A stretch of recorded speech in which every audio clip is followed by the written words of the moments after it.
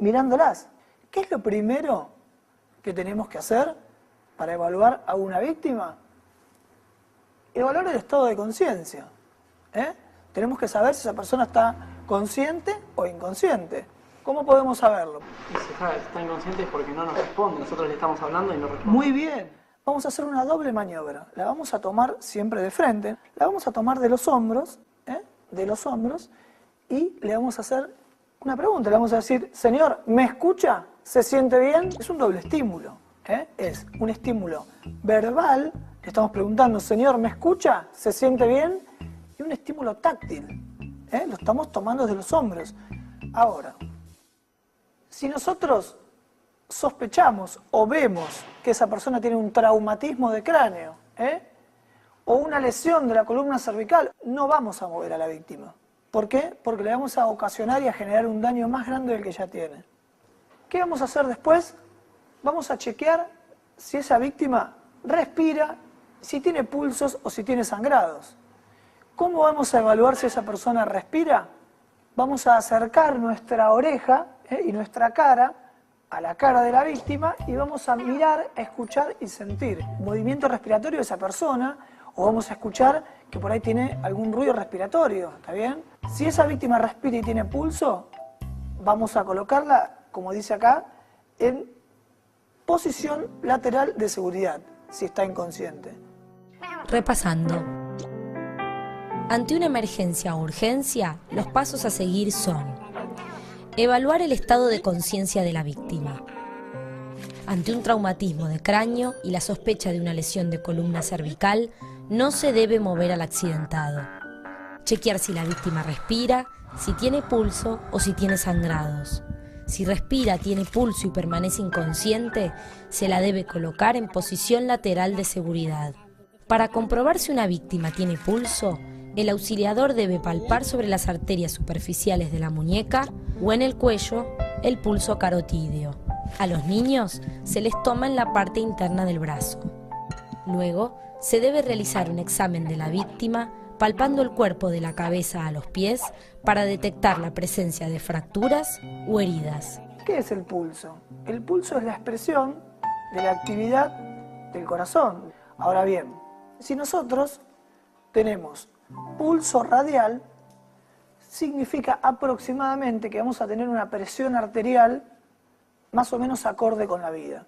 ¿Está bien? Ahora, si nosotros no tenemos pulso radial y tenemos pulso central o carotídeo, vamos a tener la presión muy baja y eso significa que esa persona, si nosotros no vemos que esa persona haya sangrado externamente, puede llegar a tener algún tipo de complicación cardiológica. Por lo tanto, esa persona puede entrar en shock.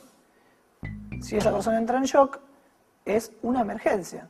Entonces, el pulso radial lo vamos a tomar sobre la arteria radial, que está ¿dónde? Está apoyado acá en estos huesitos de la muñeca, por debajo del dedo pulgar. Entonces buscamos si esa persona tiene un latido. ¿Siempre con dos dedos? ¿Con estos dos dedos? Sí. Buscar el pulso radial, exactamente, muy bien. Está vivo. ¿Sí? ¿Le sentís el pulso radial? Bueno, a ver, todos a su compañero me gustaría que le tomen el pulso radial. ¿Lo buscamos dónde? Por debajo, con estos dos dedos, con la yema de los dedos, por debajo del dedo pulgar. Ese es el pulso radial.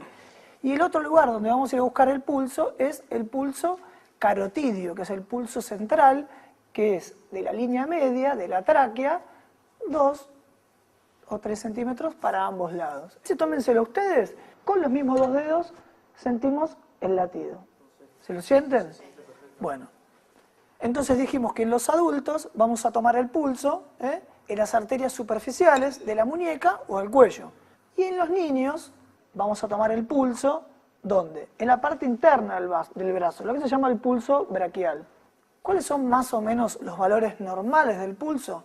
En los neonatos, que es lo que llamamos desde el nacimiento hacia el mes, alrededor de 130, 140 pulsaciones por minuto. Rápido, ¿no? En los chiquitos. En los lactantes, que es aproximadamente hasta el año de vida, entre 80 y 120 latidos por minuto. En los niños, entre 80 y 100.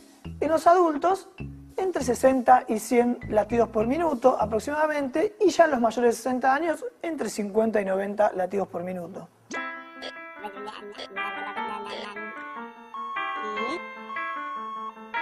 Hoy en Primeros Auxilios, normas generales. Entonces ya vimos cómo tenemos que hacer los procedimientos para prestar un primer auxilio. Pero ahora vamos a ver qué elementos tenemos que tener o con qué elementos debemos contar para prestar un primer auxilio. ¿Y qué es el elemento por excelencia que tiene que tener un primer auxiliador? Un botiquín de primeros auxilios. El botiquín de primeros auxilios es un recurso indispensable para todo auxiliador que tenga que asistir a una víctima hasta la llegada de la atención médica. Es importante que sea transportable, que se encuentre en un lugar accesible y que esté organizado y limpio. Los elementos básicos con los que debe estar equipado son gasas estériles y compresas, guantes descartables, algodón, solución fisiológica, povidona iodada, bajalenguas, jabón líquido, vendas, alcohol al 70%, agua oxigenada, termómetro, hisopos, cinta adhesiva, tijera, clorexidina, linterna, pañuelos descartables, bolsas descartables. Ya vimos entonces cómo vamos a ejercer los primeros auxilios, qué son los primeros auxilios, pero falta una cosa muy importante. Nosotros vamos a prestar el primer auxilio, pero después debe venir personal médico especializado para hacerse cargo de la situación. Y para eso, ¿cómo vamos a hacer? Vamos a llamar al número de emergencias, ¿no es cierto? Que en la Argentina todos saben cuál es el número de emergencias. 107. Muy bien. En la Argentina, el número nacional de emergencias es el 107. Este número, acuérdenselo siempre.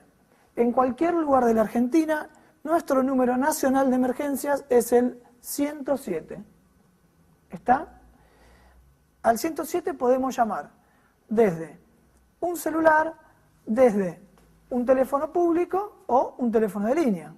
Para tener en cuenta, si nos encontramos en el conurbano bonaerense, el llamado al 107 lo debemos realizar desde un teléfono de línea o público.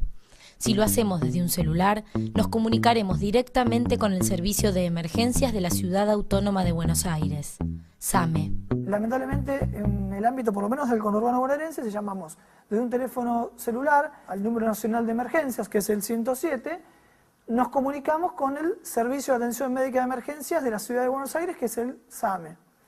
¿Cómo podemos solucionar esto? Llamando desde un teléfono de línea, teléfono de una casa, de un hogar, de un negocio, o un teléfono público.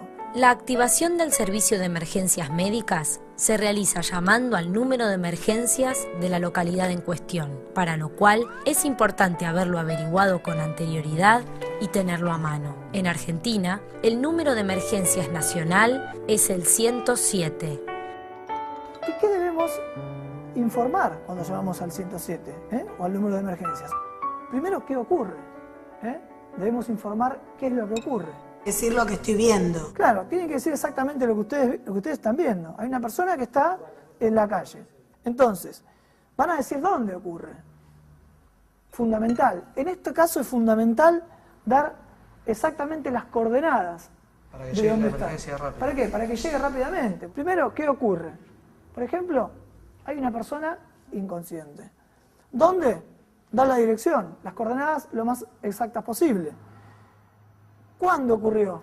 Y esto, aparentemente, por lo que yo le pregunté a la gente que está alrededor mío, pasó hace 10 minutos. Es importante ver el tiempo transcurrido del evento. ¿Por qué? Se preparan distinto. ¿Cómo ocurrió? Si sabemos cómo ocurrió, porque nosotros le podemos preguntar a los transeúntes o a la gente que está en el lugar, mejor. Y yo vi que esa persona estaba arreglando el aire acondicionado en el 6º piso y se cayó. Es importante el decir cómo. Después, en el caso de víctimas múltiples, tratar de informar la cantidad de accidentados. La preparación desde el nivel sanitario, desde el nivel de personal de búsqueda y rescate, es diferente de si tenemos una sola víctima a si tenemos varias víctimas. También debemos identificarnos, ¿eh? Las personas que están los operadores están entrenados, pero nosotros debemos identificarnos. Es decir, mire, llama José Eschifino. Pero bueno, tiene que dar el nombre, identificarse y el número de teléfono del que está llamando. Si está llamando de un celular, bueno, decir, mire, estoy llamando de tal número, si está llamando de un teléfono de línea, dar el número del teléfono de línea. Y después una cosa interesante. Una vez que hicimos todo esto, ¿nos vamos del lugar? No. No. Concepto importantísimo, y que esto es parte de los primeros auxilios, nos quedamos en el lugar hasta que venga el servicio de emergencias. Y cuando viene el servicio de emergencias, nos presentamos y le decimos, yo fui el que llamé. ¿Está bien? Y le informamos, nosotros en el lugar, lo mismo que ya habíamos informado. La persona encargada de comunicarse debe informar con tranquilidad. ¿Qué ocurre? ¿Dónde ha sucedido? ¿Cuándo ha sucedido? ¿Cómo ha sucedido? El número de accidentados, quién llama y número de teléfono desde el cual se realiza la llamada. Yo quería agradecerles a ustedes por haber venido. La verdad que el agradecido soy yo. Quiero que esto sea un ida y vuelta. A mí me toca estar en este lugar para transmitirles mis conocimientos, pero yo también quiero tener conocimientos, adquirir las cosas que ustedes me pueden transmitir a mí. Y la verdad que bueno, estoy orgulloso de estar acá y quisiera yo agradecerles a ustedes por estar acá. Así que muchísimas gracias.